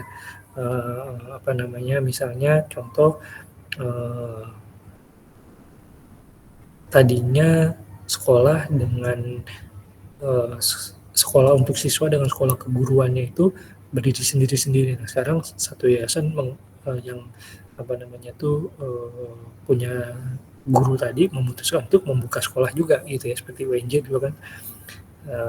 Kebetulan salah satu saya juga sempat lah kuliah di UNJ juga, itu kan gitu. Jadi mereka punya bengkel sendiri, sekolah lab school itu. Nah, di situ bengkel laboratorium lah untuk calon-calon guru itu kan di situ. Nah, itu bisa disebut akuisisi, walaupun sebenarnya mereka bikin sendiri ya, tapi ilustrasinya misalnya tiba-tiba mereka mengakuisisi sekolah-sekolah yang ada di sekitar, dijadikan di under dia. Nah, itu bisa jadi istilah akuisisi. Jadi sekali lagi bedanya di situ ya antara merger dan akuisisi, soal vertical integration atau horizontal integration. Selesai ya. Nah, sekarang pertanyaannya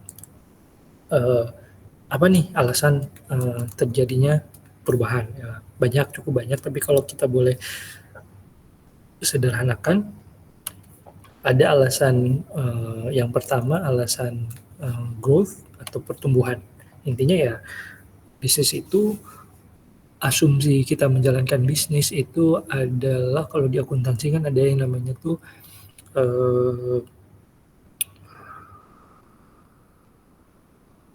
maaf saya lupa istilahnya, tapi salah satu prinsip dasar keuangan itu kita mengasumsikan bahwa bisnis ini kita akan bentuk untuk masa panjang ya, masa yang sangat panjang. Nah, ketika kita memutuskan untuk itu, berarti kita harus berpikir tentang bagaimana supaya bisnis itu bisa growth, paling tidak secara revenue. Mungkin secara bisnis model masih sama, tapi revenue-nya gimana nih bisa terus terjadi. Nah, ini bisa jadi alasan yang pertama. Saya pengen tumbuh nih, ya udah kita bikin merger dan akuisisi, kan gitu ya. Kalau teman-teman ikutin perjalanan Bank Syariah Indonesia ya, ketika dia merger, asetnya langsung naik kan. Nah, termasuk Danantara kan gitu ya, ketika aset-aset digabungin, langsung bengkak, langsung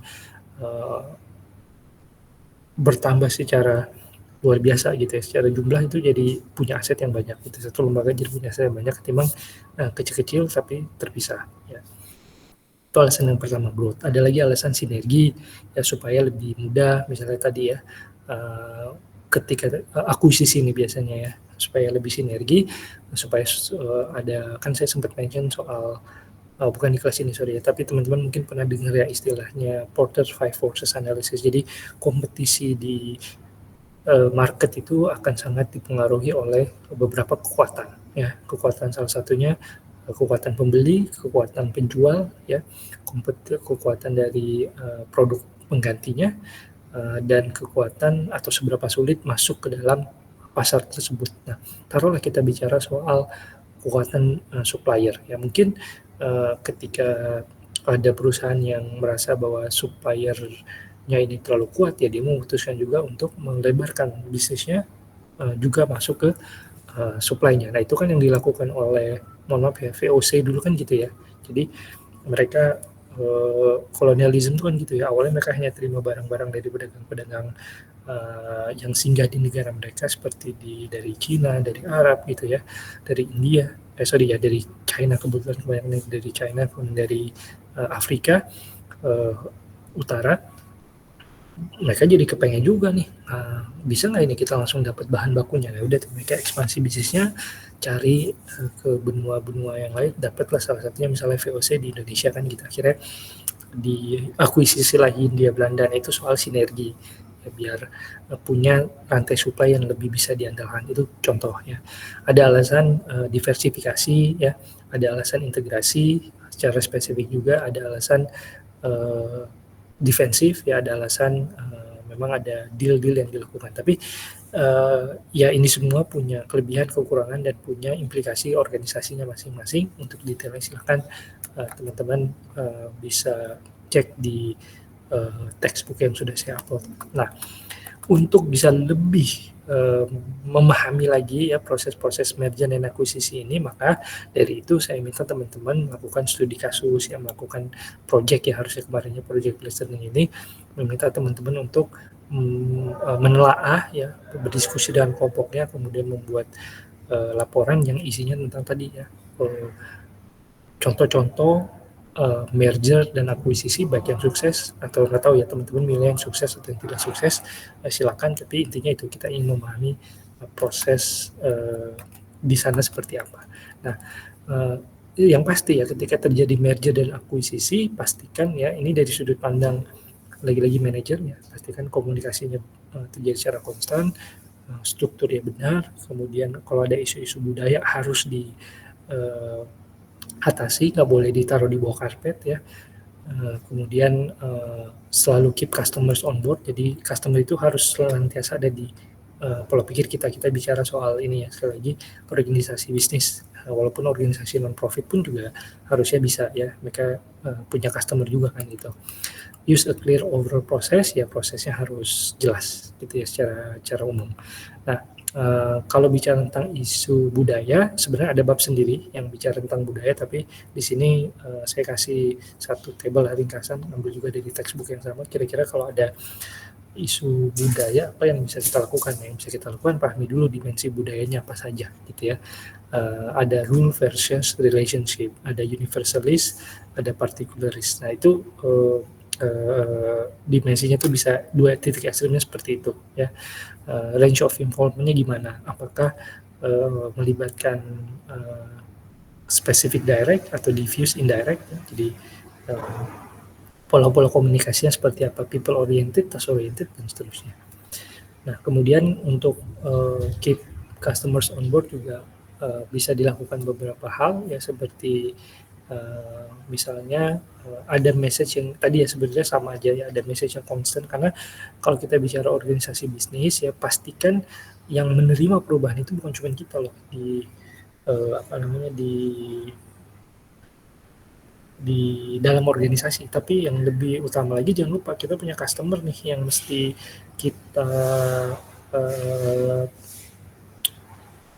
entertain nantinya kan, kita service di ujungnya nanti. Jangan lupa, jangan sampai mereka itu mendadak juga taunya, kan harus ada proses komunikasi yang bertahap. Nah, makanya misalnya kalau kita bilang merger ya, itu harus disampaikan, oh kita merger ya. Kalau memang ternyata pecah kongsi, ya sampaikan juga ya, kan banyak tuh yang seperti larutan cap kaki 3, kemudian cap badak kayak gitu-gitu kan banyak ya, contohnya teman-teman bisa baca di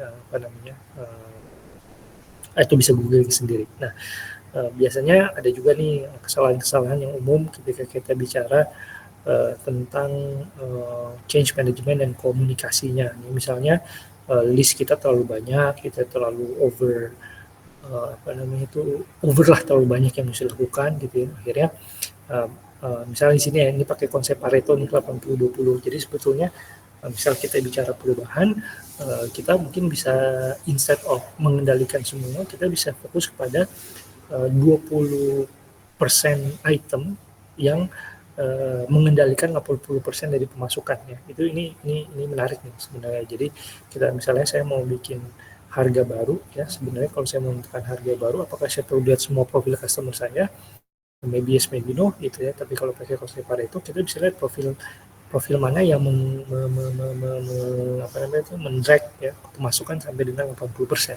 Biasanya nggak sampai dari 20%. Jadi kalau pemasukannya 1 juta ya, customer saya ada, ini saya sederhanakan ya, ada 800.000 ya, dari total pemasukan itu dikendalikan oleh 20 orang saja. Nah itu idealnya gitu, maksudnya Pareto Rule ya, buat teman-teman yang belum pernah mungkin dengar gitu ya.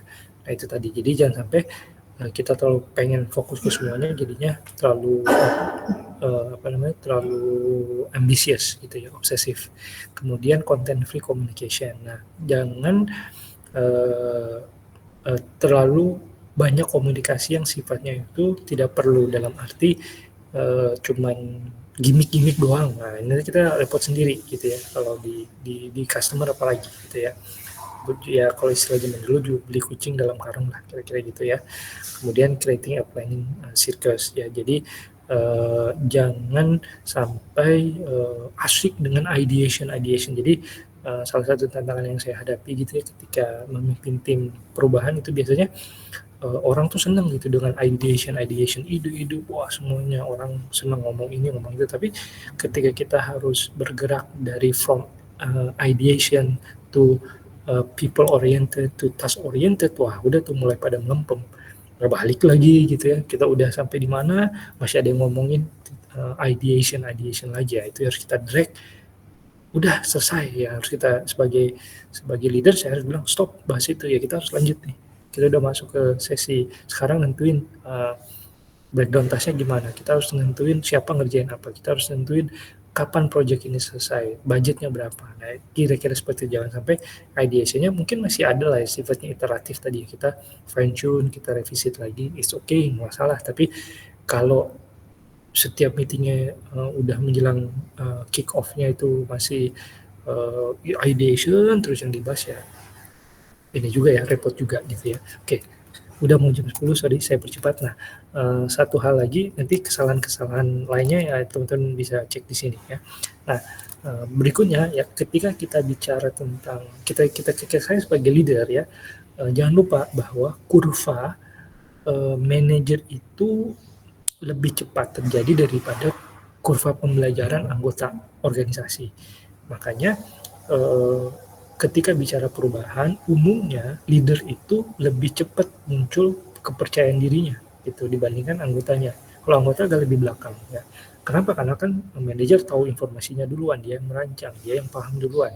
Nah, dia masih punya tugas memberi pemahaman kepada anggota tim. Nah, di sini sebetulnya menyadarkan kita semua ya, khususnya teman-teman yang posisinya leader, bahwa kalau kita mengerti, belum tentu ya anak buah kita mengerti. Kalau kita bisa mengerti 1 hari, belum tentu mereka bisa mengerti juga dalam 1 hari. Kenapa? Karena variabelnya berbeda. Tapi bukan juga berarti kemudian kalau saya memahami itu 1 minggu, terus anggota tim saya juga harus 1 minggu juga. Salah juga begitu ya, karena kan lu sebagai pemimpin punya waktu 1 minggu mempelajari. Kalau lu pemimpin yang baik, masa nggak bisa lu simplify gitu ya, dari apa yang lu pelajarin 1 minggu itu mungkin saripatinya hanya 1 hari, ya itu aja yang dikasih ke tim kan. Jangan sampai setim-timnya juga masih 1 minggu juga, ya siapa tahu misalnya gitu ya. Jadinya repot juga kalau progresinya harus dipaksakan sama semua itu ya. Intinya wise ya, kita tahu kapan bisa dipercepat, kapan memang harus mengikuti waktu normal gitu ya, kapan perlu waktu tambahan, ya kapan perlu waktu yang lebih cepat gitu. Itu perlu wisdom sih memang di situ ya. Nah, kemudian supaya kita dari sudut pandang manajer maupun bisa juga ini dipakai sebenarnya dari sudut pandang staff ya. Gimana caranya supaya kita selalu relevan dengan perubahan yang terjadi. Ini penting ya teman-teman. Kita selalu merasakan ada hawa perubahan. Tapi gimana caranya supaya kita senantiasa ada di arus utama atau senantiasa up to date lah, tidak teralienasi dari informasi, tidak teralienasi dari isu perubahan yang terjadi ya. Get info ya, melibatkan diri ya, jangan ya kalau belum diajak tanya gitu ya. Kalau nggak diminta ya menawarkan diri, nggak apa kita get involved intinya. Berikutnya get involved ya, cari tahu. Kemudian get to know people ya, kenali orang-orang yang memang terlibat langsung di perubahan. Tadi jangan diem-diem aja, deal with your feelings. Nah, tadi pasti ada rasa tidak suka, pasti ada rasa tidak nyaman ketika perubahan itu terjadi. Nah, jangan diem aja, jangan derimo-derimo aja, ekspresikan, deal with our feelings ya. Gimana caranya ya tadi, kalau Kubler-Ross kan punya fase begitu ya. Ingat juga kita punya karir yang bisa di-maintain, sukses kriterianya juga diidentifikasi, tetap selalu positif, stick dengan prosedur, kemudian juga ingat perubahan itu kadang-kadang harsh, tapi semua orang punya kehormatan. Jadi jangan juga sampai kemudian proses perubahan ini membuat kita lupa terhadap nilai-nilai kemanusiaan, gitu ya. Oke, selesai. Nah, teman-teman semua, itu mungkin yang bisa saya share ya terkait dengan mata kuliah Change Management ya, dari awal sampai dengan malam hari ini. Nanti untuk ujiannya mohon kerjasamanya, nanti ujiannya sampai dengan sampai dengan bab ini saja ya. Jadi sampai dengan merger and acquisition, tapi mulai dari awal berarti ya, dari bab 1 sampai dengan bab 7. Bab yang lain itu opsional, boleh dipakai untuk teman-teman bikin tugas ya. Tapi kalau untuk teorinya yang masuk ujian hanya dari in particular bab yang saya mention aja ya, yang kita diskusikan di kelas ya, berarti bab 2, bab 3, kemudian bab 6 dan bab 7, 4 bab aja yang masuk ujian ya. Tapi yang sisanya saya expect teman-teman tetap pelajarin dan integrasikan itu ke dalam laporan ya. Nanti detailnya give me some time, saya perbaiki dulu biar lebih rapi, nanti pasti muncul di Google Classroom. Itu aja, mungkin ada pertanyaan. Ujiannya kemungkinan besar esai ya teman-teman, studi kasus. Oke, ada pertanyaan sebelum kita akhiri kelasnya? Sudah cukup dulu Pak. Terima kasih Pak.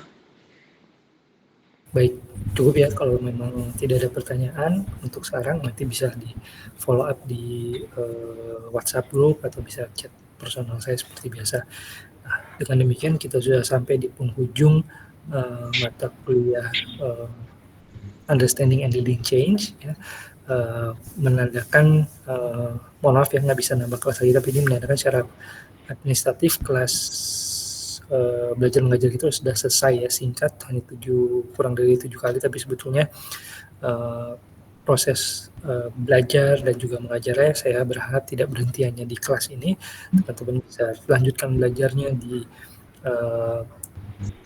kehidupan nyata ya, di kantor, di organisasi, juga jangan lupa mengajarkan ini kepada rekan-rekan teman-teman sekalian di tempat kerja, yang mungkin juga di organisasi yang lain, sehingga ilmu ini selanjutnya bisa bukan hanya berhenti pada pemahaman, tapi juga ujungnya ya bisa berubah menjadi wisdom.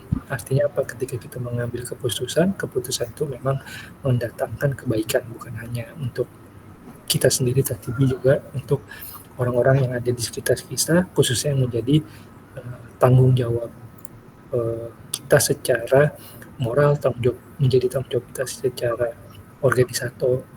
organisasi juga gitu ya. Jadi komplit lah ya, tidak